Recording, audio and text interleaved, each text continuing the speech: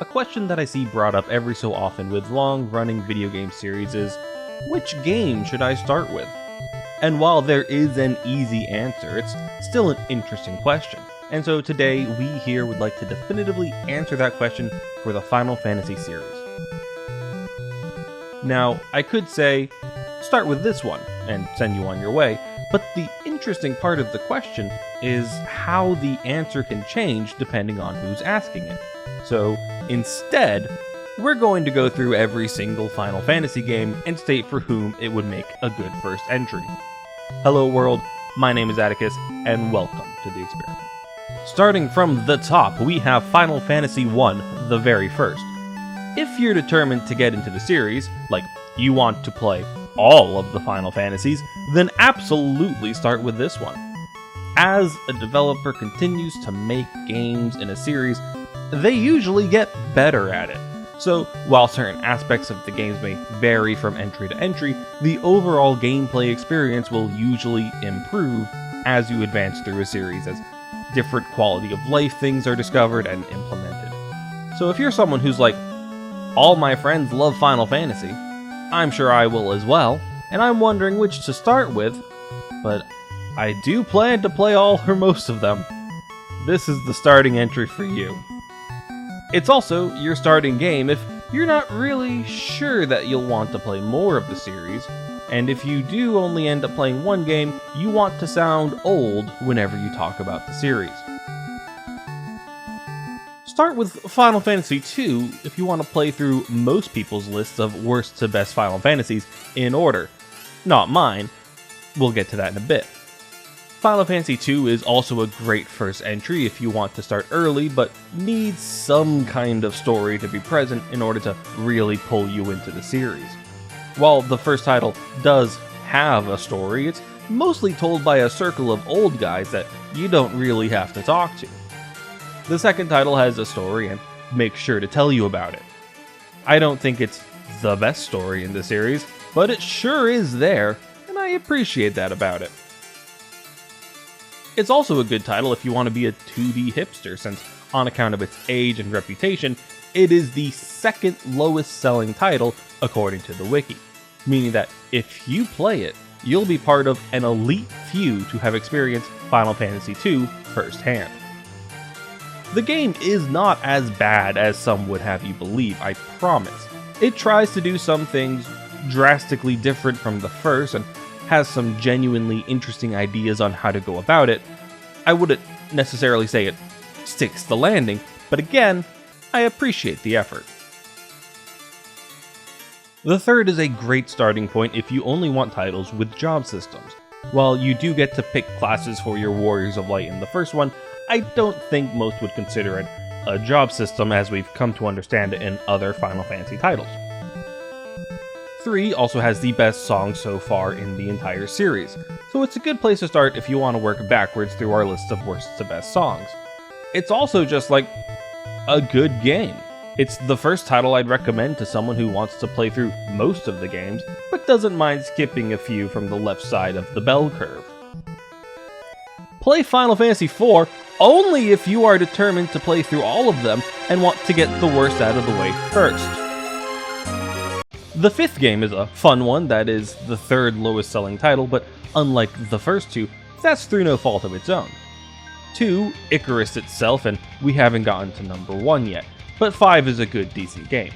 It rightfully sold more copies than 4 in its original release, even when you add 4's North American sales. Heck, 4's sequel sold more copies than 4 did. 4 is a bad game, and I am a worse person for having experienced it. Back on track. While people tend to be familiar with 2 due to the vitriol surrounding it, 5 is the true hipster title. It also does great work with the job system, so if either of those tickle your fancy, this may be the first title for you. The job system, I now realize I didn't explain earlier for those who may be unfamiliar, is a system in these games where you can change your class throughout the game to fit your current needs. Going up against a dungeon with a lot of high physical defense monsters may call for a more magically inclined party, and so with the job system you swap some characters to mage classes. The more a certain character fights with a certain job, the better they get at it. Mechanically, this is job points you get, which unlock stronger abilities. It's a neat game. I'd recommend it. Our last game in the 2D era is 6, and 6 is a great starting point if you don't want to play any of the other 2D games. I don't think there are many who would disagree when I say that 6 is the pinnacle of 2D Final Fantasy. I readily imagine there are some who call it the best Final Fantasy in general, so also a good starting point if you just want to hit the highlights. Conversely, that does make it a bad starting point if you think you'll want to experience most of the series, so be careful with this one. Next up is the title many would consider the best 3D Final Fantasy, entry number 7. So if you don't want to play any 2D games or very many of the 3D ones, this is a good starting entry. To be clear, I am talking about the original. While I've enjoyed what we've had of the remake so far, I can't really say too much about it until all the episodes are out. It's also a good starting point if you care about the graphics and, again, don't want to play any of the 2D titles. As the first 3D title, they hadn't quite gotten a handle on how to do 3D graphics. They still did a great job, even managed to have some absolutely fantastic transitions between cutscene and gameplay, but the art of 7 is very distinct. And if you think seeing the art get more obviously polygonal would be a detriment to your experience, then the realm of 2D games, or 7, would be where you want to start. Additionally, 7 is where I feel the individual customizability of the characters in your party really started to get going. I absolutely love the materia system. After playing the first few pixel remasters, while you get some customizability, especially through the job system, the only other option to change how a character plays is through equipment, and the only thing you can influence is whether the number goes up by a lot or by a little.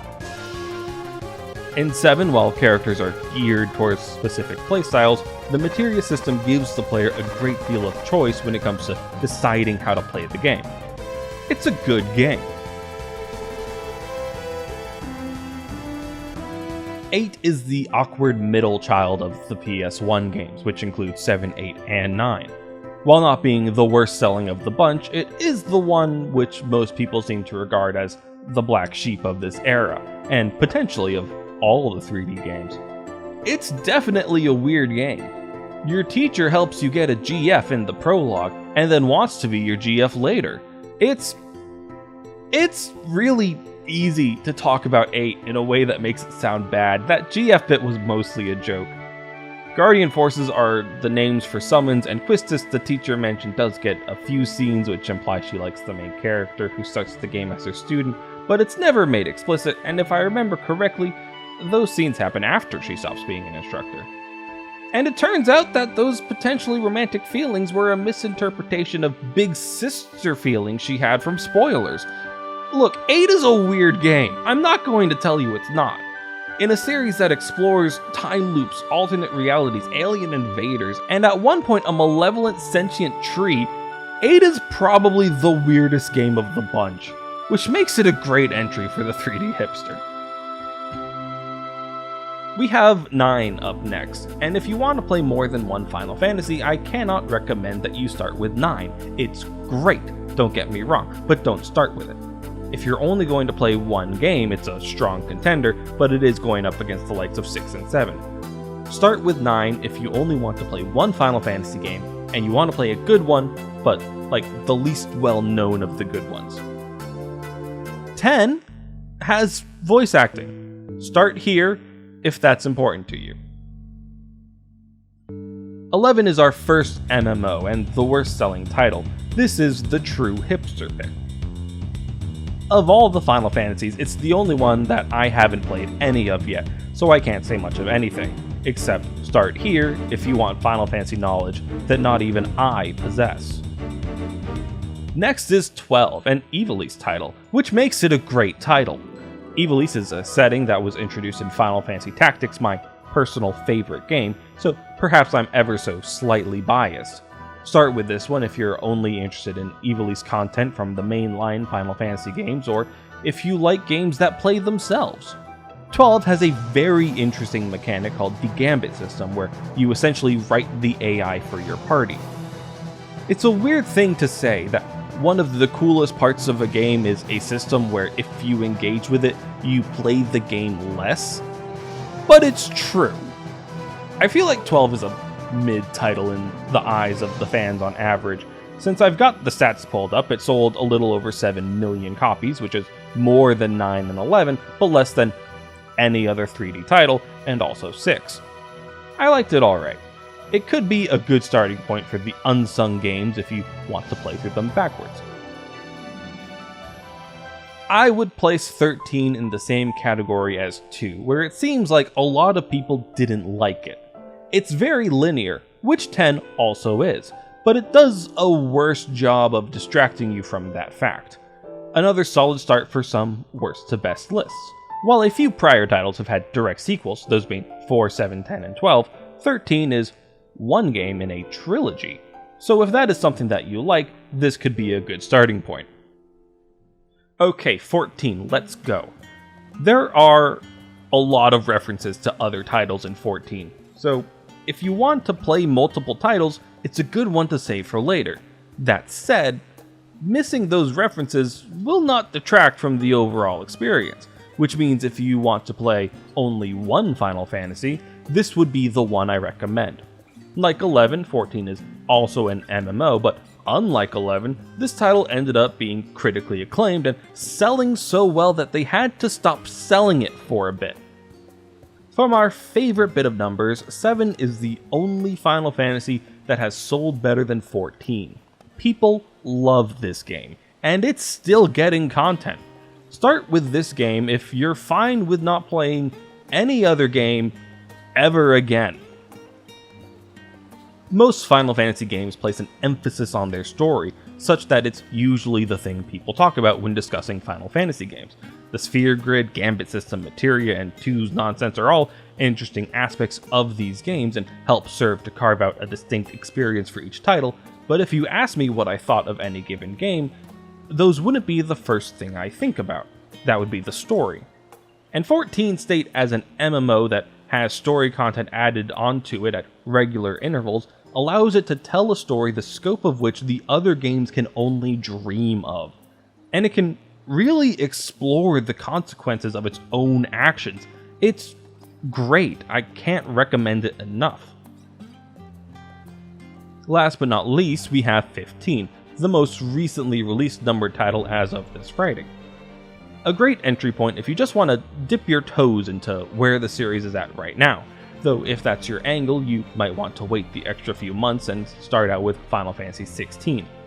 15 is graphically impressive, but it doesn't quite rank up with the other top tier games in this series, which does make it a decent entry point, especially if you want to get a feel for the games without going back like 35 years. So if you're not confident you'll like Final Fantasy games but want to give them a shot, you could do worse than starting with 15. And that's all the games currently. I have high hopes for 16, and if those expectations are even half fulfilled, it'll be a game I can only recommend you start with if you don't want to play any other. And if it's bad, it'll have a recommendation probably very similar to 15's. We'll just have to wait and see. And with that, I have been Atticus, and thank you for participating.